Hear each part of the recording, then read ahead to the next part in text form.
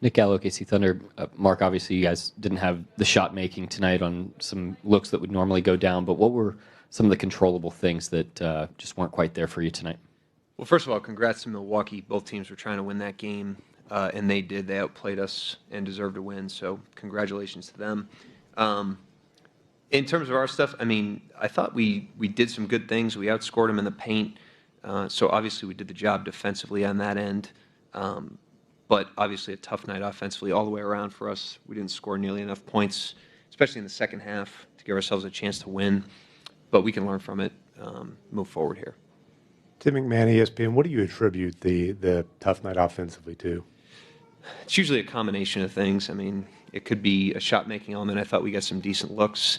I could have done a better job shaking us free in some situations, but we have 70% of the season left, so it's important that we zoom out of this one. You know, we played 3 relatively stakes games this week with Dallas, Houston, and tonight, which is a valuable experience for us as we have a lot of the season left. So we got to take some of the lessons from this, good and bad, apply it forward, but obviously we weren't good enough on that end tonight. Over here, Joel. Joel Lorenzi, the Oklahoman. Mark, obviously Giannis is one of one, maybe in his own class in terms of what he does on the floor. But I guess what did he show you about your defense tonight? And I guess what was so difficult with him just in the way he plays around the rim?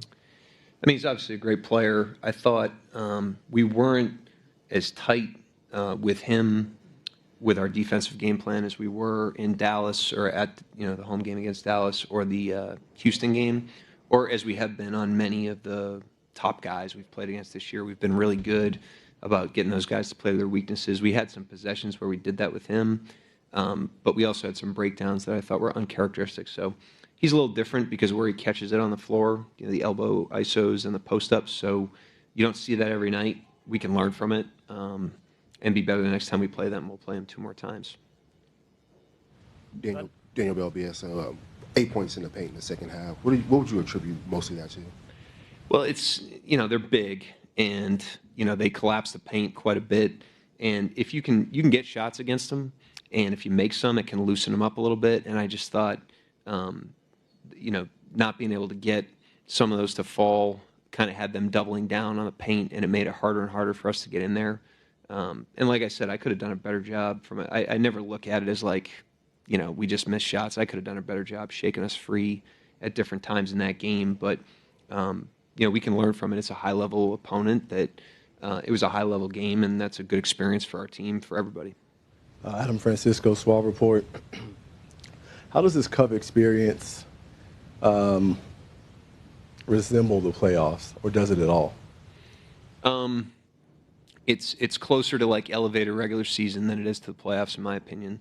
Time of year has to do with that. The nature of a series versus a one-and-done situation has to do with that. But playing, elevated opponents, good opponents, with some elevated stakes, elevated distractions, is a good experience in December for our team. And as I've said all along, win or lose, we're trying to grow with a lot of the season left, and being in these situations has helped us do that. So now we got to take these lessons and head into the rest of the first half of the season.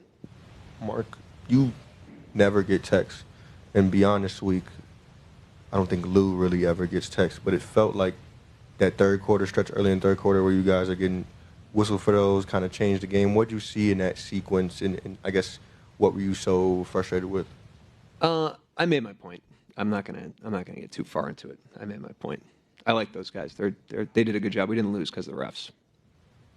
You mentioned yesterday the very specific lessons you learned from the butt whooping you took in Milwaukee last year. I know this is fresh. You haven't been able to digest it, but what do you see as the things from this game that can, teach you guys moving forward? Well, I mean, these are, they're like the Lakers. They're like Dallas. There's a size element to them. They're a team that you really have to try to move around. It's hard to do that. They're really good at not doing that. And then there's blunt force on offense. They're similar to those teams. They pump fastballs against you, and you got to be able to hit 98. And so it's not just one game, but these are informative games. Like you you win the Dallas game, you win the Houston game. Those games give you confidence because they're elevated opponents. You execute, you go earn the games. And then when you lose a game like tonight, it gives you wisdom. It gives you information on yourselves. And as long as we're growing through all those experiences, then we'll gain momentum as the season goes on with still a young team and a team that's growing through everything. So these were good experiences this week, and now we got to get back into the rhythm of the season and continue to get going here. Go ahead, Tim. Oh, standing to the. Yep. Sorry. You opted to go with Isaiah Joe, starting lineup. What went into that decision? The shooting against their size, they've got Giannis and Lopez in the first unit, so I thought getting some shooting out there early was good. We got off to a great start offensively. We had 20 points before you could blink. And so the other thing was I didn't know Middleton wasn't playing until later in the day. I thought Kaysen and Caruso for Middleton and Lillard, Middleton and Giannis was appropriate. We could have shifted some things around rotationally to accommodate that, but I thought it kind of checked both boxes, and everybody's live as usual. We've kind of settled in lately to Kaysen, but we'll continue to look at it night to night and use the starting lineup and the rotation to test our team, look at different things, give different guys opportunities as we've always done. And then what did you see that went wrong in the third quarter offensively? I'd have to look at it again. Like I said, I could have done a better job. I always take, when your team scores 14 points in a quarter, the first place to look is the mirror. So I got to look at ways I can get us shaken free there. Obviously, there's always a shot-making element to everything, but we've got a good enough team that we should be able to generate some offense there, so I'll take that one. Back here to Joe.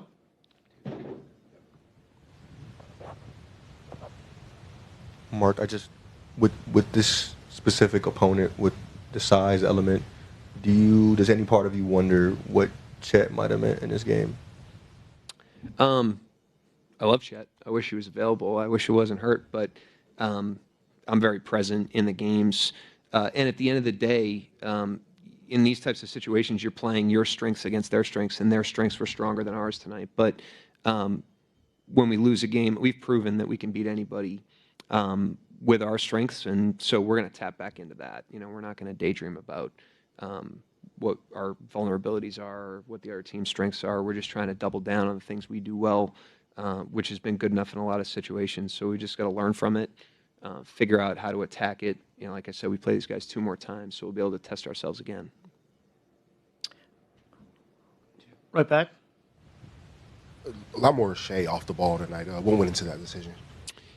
Jackson's pressure. They're picking up full, and he's denying them full. And rather than have him go get the ball in the backcourt and exert a lot of effort to get the ball and get the ball over half court, we move him off the ball. It's an attack we've seen with Dylan Brooks. It's an attack we've seen with Herb Jones. There's multiple ways to play him.